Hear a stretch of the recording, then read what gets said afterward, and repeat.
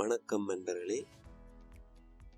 இந்த ஏஎல்ல maths bio படிக்கிற நிறைய பேர் சொல்கிற விஷயம், இந்த ஃபிசிக்ஸ் பாடம் சரியான கஷ்டமாக இருக்குது, இது என்ன செய்கிறேன்னு தெரியலை, எப்படி படிக்கிறேன்னு தெரியலைன்றது.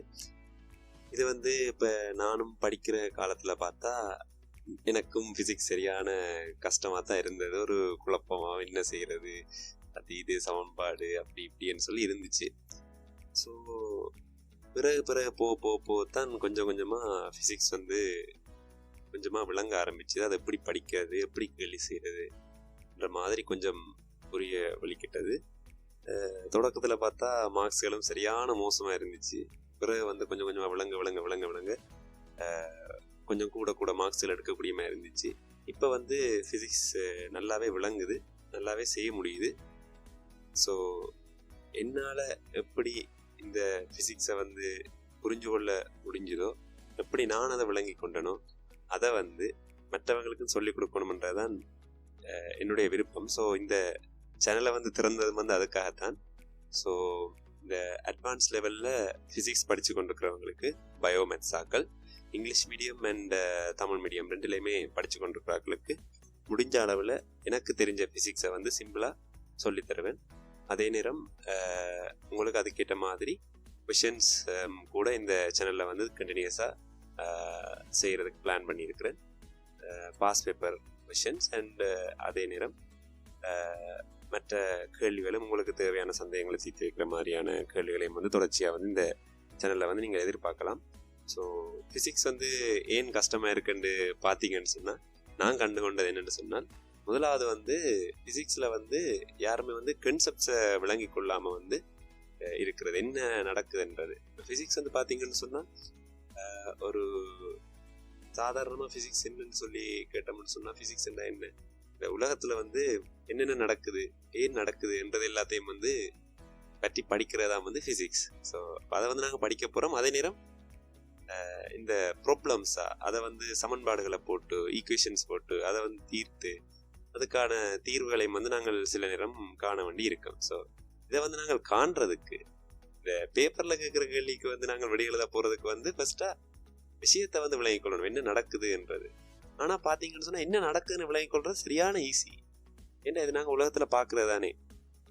பந்தை தூக்கி எறிஞ்சோம்னு சொன்னால் அது எப்படி போகுது, இந்த பூமியை பூமி சந்திரன் சுற்றி வருது, இல்லை சூரியன் பூமியை சுற்றி வருது, ஒரு காந்தம் எப்படி இரும்ப கவருது. அப்போ இதெல்லாம் நாங்கள் வாழ்க்கையில சின்ன வயசுலேருந்தே அனுபவத்தால் தெரிஞ்ச விஷயங்கள் தான். அப்போ அதை நாங்கள் கொஞ்சம் சமன்பாடுகளை அப்ளை பண்ணி அதை என்னென்னு விளங்கி கொள்ள ட்ரை பண்ண போகிறோம், அவ்வளோதான்.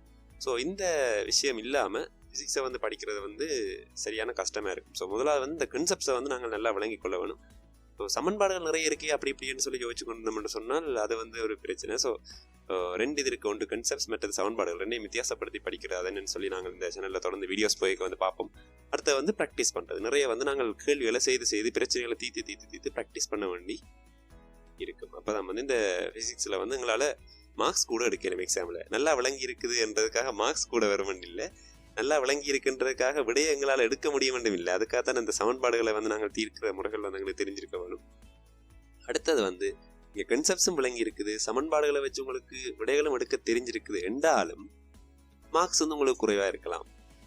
ஏன்னு கேட்டீங்கன்னு சொன்னால், ப்ராக்டிஸ் காணாது, ப்ராக்டிஸ் பண்ண வேணும். ஸோ இந்த 3 விஷயம் தான் என்னை பொறுத்த வரைக்கும் ஃபிசிக்ஸில் அடிப்படை. இதே மாதிரி நாங்கள் நிறைய விஷயம் பார்க்கலாம், என்னென்ன இதை படிக்கிறது, என்னென்ன இந்த பிரச்சனைகளை தீர்க்கிறது, இப்படி இந்த வீடியோஸில் நாங்கள் தொடர்ந்து பார்ப்போம். ஸோ இந்த 3 அடிப்படையிலையும் தான் இந்த சேனல் தொடர்ந்து போய்கொண்டிருக்கும். அதே நேரம் எங்கள் ஒவ்வொருத்தருக்கும் வேற கனவுகள் இருக்கும். சிலருக்கு மேத்ஸ் படிக்கிறார்கள், என்ஜினியர் ஆகணும்னு ஒரு ஆசை இருக்கும். சிலருக்கு பார்த்தீங்கன்னு சொன்னால் ஒரு டாக்டர் ஆகணும்னு ஆசை இருக்கும்.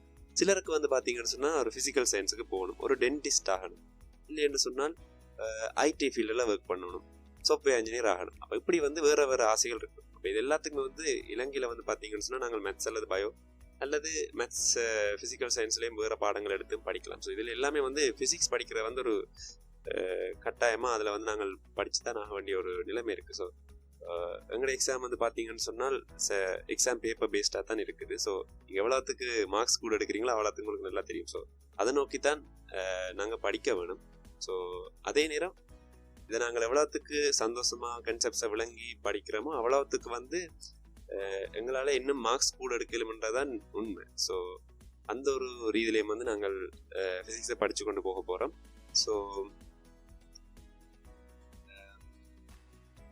அடுத்த விஷயம் வந்து இந்த சேனலில் வந்து தொடர்ச்சியாக வந்து நான் நினைச்சிருக்கிற ஒரு வழியில் வந்து வீடியோஸ் அப்லோட் பண்ணி கொண்டு போவேன். உங்களுக்கு வந்து தேவையான பாடங்கள் இதை படிப்பிக்க வேணும், இதை சொல்லித்தர வேணும், அல்லது உங்களுக்கு குழப்பமாக இருக்கிற ஏதாவது ஒரு விஷயத்தை நான் சொல்லித்தரணும்னு சொன்னால் இந்த யூடியூப் வீடியோக்கள் இருக்கிற கொமெண்ட்ஸில் உங்களோட விருப்பத்தை சொல்லுங்க. நான் அதை பார்த்து அடுத்தடுத்த வீடியோக்களை உங்களுக்கு சொல்லித்தருவேன். நான் படிப்பிக்கிற வீடியோஸ், நான் சொல்லித்தர வீடியோஸ், நான் சொல்லித்தர விதம் உங்களுக்கு பிடிச்சிருந்துச்சுன்னு சொன்னால் உங்களோட படிக்கிற மிச்சவங்களுக்கும் வந்து ஷேர் பண்ணுங்க. அவங்களுக்கும் வந்து இது நல்ல யூஸ்ஃபுல்லாக இருக்குமென்னு நான் நம்புகிறேன். அதே நேரம் வந்து உங்களுக்கு இதை மாதிரி வீடியோஸ் தொடர்ந்து பார்க்கணும்னு சொன்னால் இந்த சேனலை சப்ஸ்கிரைப் பண்ணி வச்சுக்கொள்ளுங்க. அதே நேரம் பக்கத்தில் இருக்கிற பெல் பட்டனையும் ப்ரெஸ் பண்ணி வச்சுக்கொள்ளுங்க. அப்போ தான் உங்களுக்கு நான் புது வீடியோஸ் போடைக்க நோட்டிஃபிகேஷன் வரும். அதே நேரம் இந்த வீடியோஸ் வந்து மற்றவங்களுக்கு நிறைய போகிறதுக்கு உதவியாக இருக்கும். ஸோ அதான் இவ்வளோதான் நான் ஃபர்ஸ்ட் வீடியோவில் வந்து சொல்ல நினைச்சது. முதலாவது வீடியோன்றால் ரொம்ப கஷ்டமாக இருக்குது.